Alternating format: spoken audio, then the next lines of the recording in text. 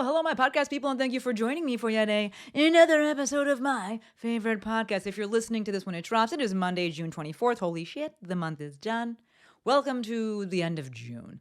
Today we are talking about, or I'm answering the question, am I too old for Instagram? I received this question from one of my Maestro meeting homies, and I was like, we'll go into it. But first, I want to do a little life updates, a little business updates, and then we'll get into talking about that. So as it relates to the life updates, basically no news is good news. It's the same for, Lex and I right now. It's just like people keep asking, like, what are you doing? How's things? And I'm like, it's the same, which is what I love. Summer is here. Summer Sundays are going down. And for those of you that don't know, Summer Sundays has been basically, it's been the whole entire day at the beach. So Lex and I play volleyball. Our class starts at 6:30, and then we play games after, and then it's just like we go for a walk. Obviously, we haven't really become necessarily like sitting on the beach because it's like sometimes a little bit colder. For those of you that have visited SoCal, it's not like Mexico. But once the end of June comes, once it's July, August, September, October, it's nice. And like you want to sit on the beach or you want to be walking on the beach, it's just very, very nice. So typically what I'll do is I'll get my work done on Friday and or Saturday, kind of spread it across those 2 days. And then that leaves me all of Sunday to do that. So got to figure out the logistics of it because of Moose, but she is on her big dog bullshit. When I say big dog bullshit, I mean actually good shit because she doesn't need to go out that often. And I'm not like being like a bad owner. She just like, I will take her out sometimes. And if she doesn't have to go, she will not go. Like I'll be walking around. She's like, nah, I don't gotta go. So what I typically do is I'll take her out very late, like 11 or 12 at night on Saturday nights. And this way she's good till like very late the next day. So I got to figure that out because typically we've actually been coming home pretty late anyway. Usually we kind of stay and we come home around, I don't know, like 1 or 2, but summer Sundays is typically like 3 or 4. So gonna figure that out there. But either way, the weather has changed and I can walk her at night with a t-shirt and it's good. The days are long. We got that amazing golden hour. We can sit by the fire. We have like a little fire table at night. It's great. So, just want to be chilling and enjoying the days. And that's what we are doing. So we will head back next month to see my family for Thanksgiving in July. Right? Y'all know if you have kids, and I know a lot of you do, and I think a lot of you realize this, but if you don't have kids, but you have like nieces or nephews and things like that, kids really show us how fast time is going, right? Because you like see them and the next time you see them, you're like, how are you as big as me? How are you 15 already? Like what?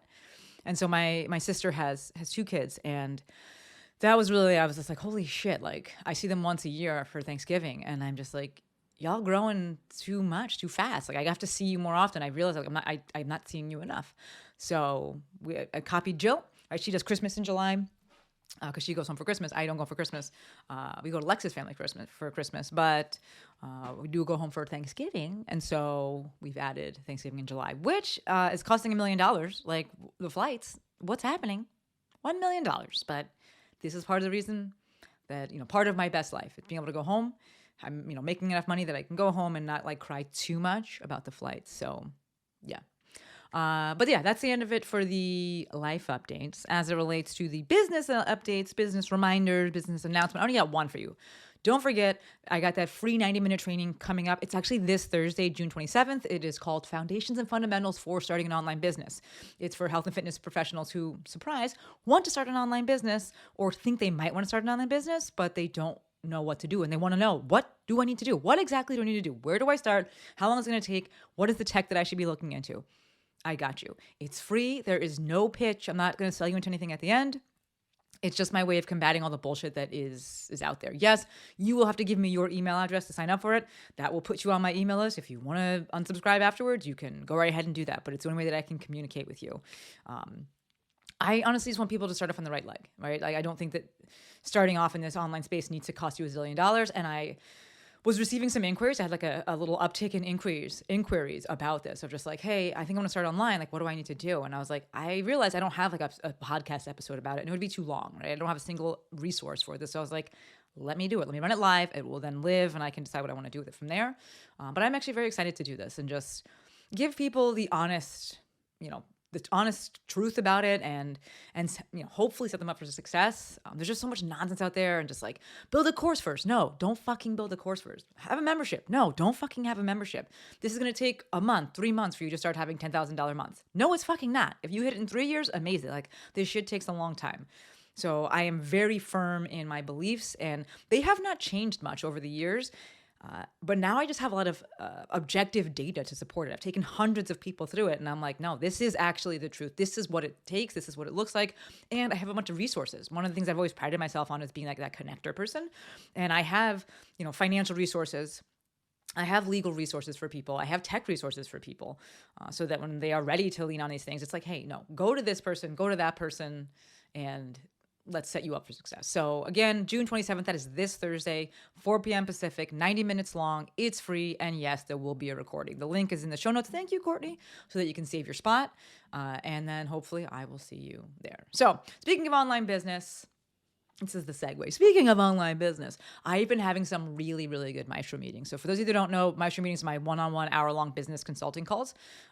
And anyone can sign up for them. There's no filter mechanism. There's no anything beforehand. It's like, if you want to sign up for it, fucking sign up for it. And this has never happened, but my safety net, what I decided, because I used to do discovery calls, and then I said, fuck this. I had one that I found that people were just basically using those calls to get information out of me for free. And I was like, fuck this. Like, I'm not doing it. So actually we can link that episode, Courtney. Thank you again.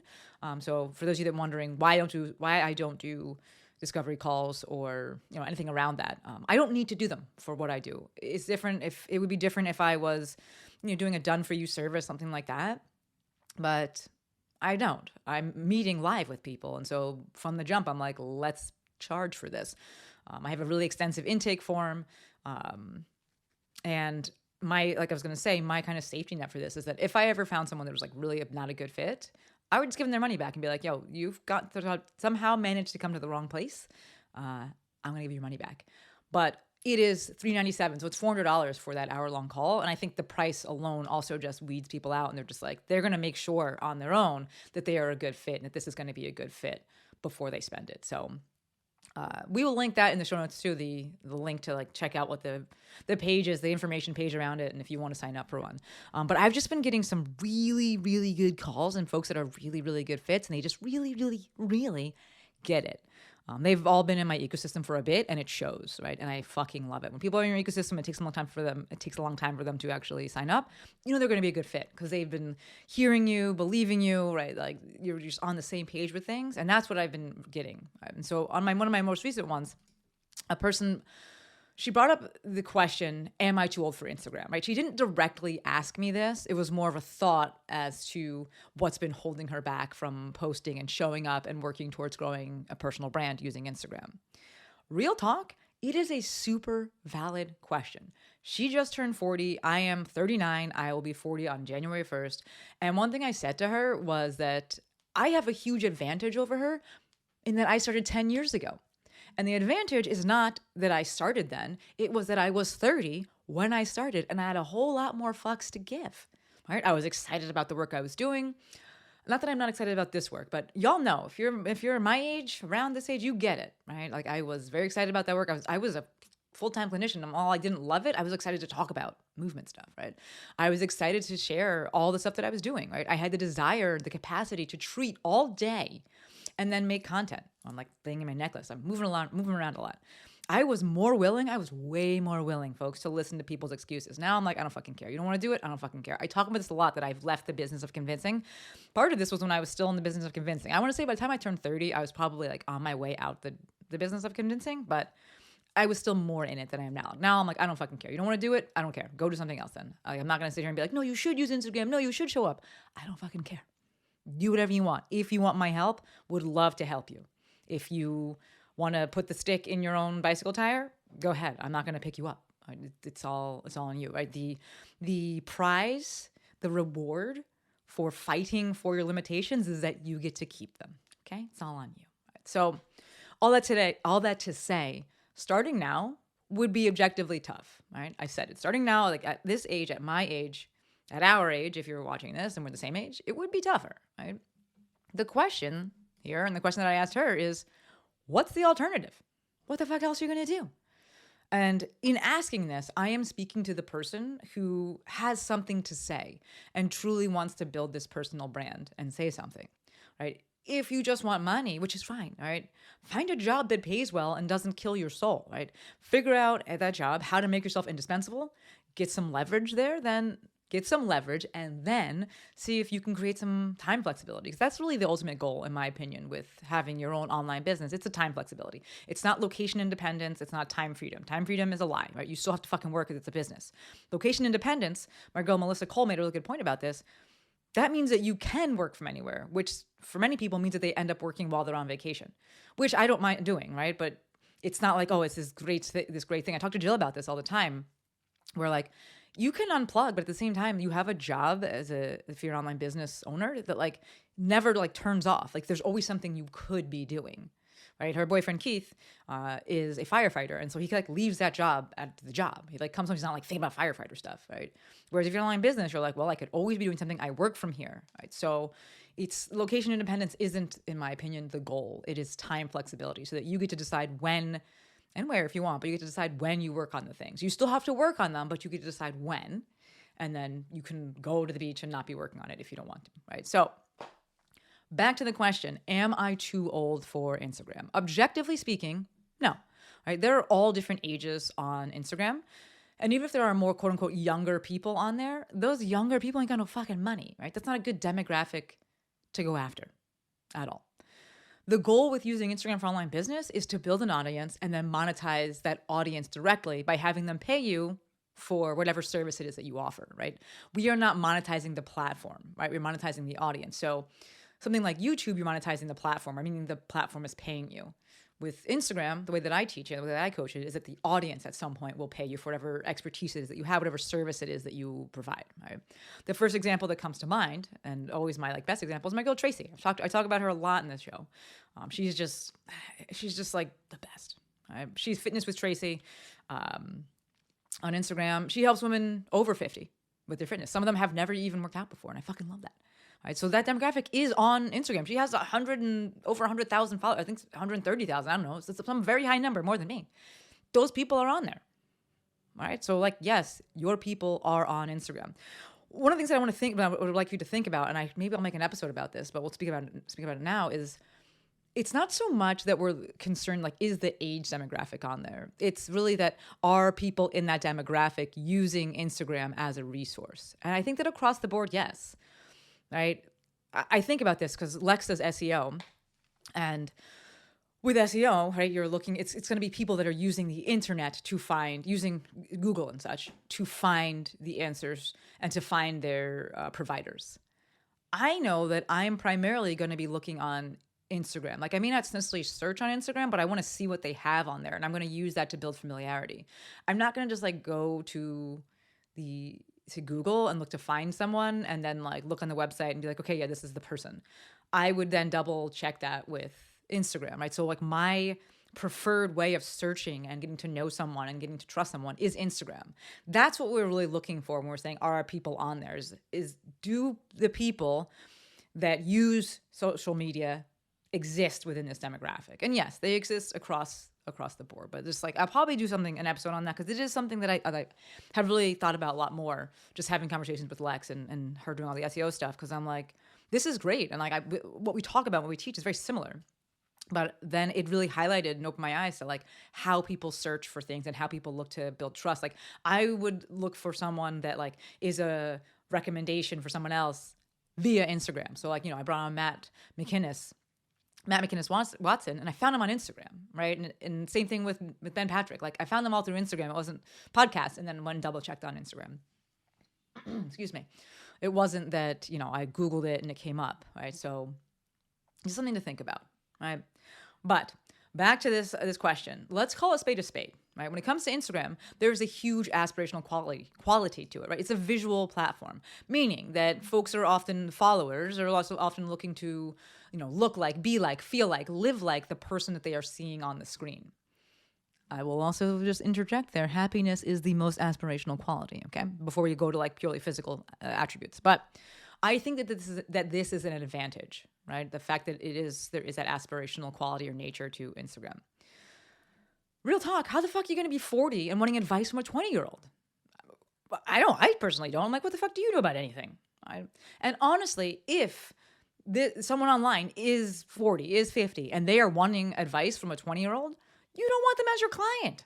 They have just they're living in the past, right? Unrealistic expectations, unrealistic goals, right? So one of the reasons that the person that inspired this episode, one of the reasons that she signed up with me was because of my age, right? Or the perceived age. She didn't know exactly how old I was, but she was like, I think we're about the same age. We're in the same age group. And therefore, she believed that we had the same, we had similar life views, right? Similar or shared views, which then in her mind would allow her to feel heard, to feel seen, to be seen. And then it did. Like on her call, I was like, yes, I fucking get you. I know exactly what you're talking about. Same for whatever age you are and the demographic that is the same age as you. Right? Last thing here is I do believe that we give and we have less fucks to give as we get older. Use that. Right? Ideally, you are less, I shouldn't say ideally, but realistically, it's been my experience that you're less concerned with impressing people. You're less concerned you're less concerned about upsetting people. You have a better grasp on what actually, matters to you. That's a big fucking leg up. If you're 20 or, early 20s, late 20s, even early 30s for some people, like you're just like so concerned with other people's perception of you. And so you don't post certain things. You don't say certain things. You get older and you're like, I don't fucking care. This is my belief. This is what I think. This is my life experience. This is what I know. This is what I know to be true. This is what I've done with and helped hundreds of people with. And you can share that, right? And build an audience around that. So I think that if you are older, whatever definition of older you have, you can flip the script and use it to your advantage, right? Lean into your age. This is business 101, right? I don't think that you are your niche, but your lived experiences can help shape the niche. Right? In this case, lean into your age, right? If age is really on your mind. If it's not, then fuck it. But if age is really on your mind, lean in. My ecosystem, you folks listening to this, watching this, it's largely health and fitness professionals. We're in the movement world. Lean in, right? Fitness over 50, plyometrics over 40, nutrition over 40. Right? And for things that are the same, irrespective of age, right? Because we're seeing it in the menopause space, and it's just like, yo, you should be doing the same shit across the board. Like, you should be lifting, you should be walking, you should be managing stress, you should be drinking fucking water. People are just monetizing this, like grifters are just like, oh, it's a special thing for menopause now. And it's like, motherfucker, you should always been doing this. But for things that are the same, irrespective of age, fucking say it. All right? If you think that people are using age as an excuse, say it. Even within this episode, right? I'm talking about, starting on Instagram. Age is a factor. It's not an excuse. It's not like you're too old. You're not objectively not too old. Do you have less fucks to give? Yes, but maybe that's a benefit. Right? Might it be harder because you have more responsibilities and so you have less time? Maybe. But the flip side is that now you have like confined amounts of time to get it done. Right? Parkinson's law is real. Work will expand to fill in the amount of time that it is allowed work will expand to fill in or take up the time that is allotted. You give it less time, it takes less time, right? So understand what age brings with it as it relates to your niche, your niche, and then proceed accordingly, right? So long story short, no, I do not think that anyone is too old for Instagram. If you just don't want to do it because you don't want to do it, you don't have the energy, you don't have the time, you don't care about it, that's a different fucking story, right? But like I always say, Instagram, online business, it's a long play game, and not everyone who plays gets to win, right? The space is crowded, the space is noisy, and the way that you cut through that noise is by being specific and repetitive. Age could absolutely be something that allows you to be specific. So lean in. All right. Shout out to the dope homie who inspired this episode. You know who you are. Don't forget 100% free training going down this Thursday, June 27th, 4 p.m. PST, the foundations and fundamentals for starting an online business. The link to register and save your spot will be in the show notes. And yes, there will be a recording. We're talking fast today. I'm feeling so rejuvenated, revived, re-energized. It's Monday. I love it. All right. That's it. As always, endlessly appreciative for every single one of you. Until next time, friends, Maestro out.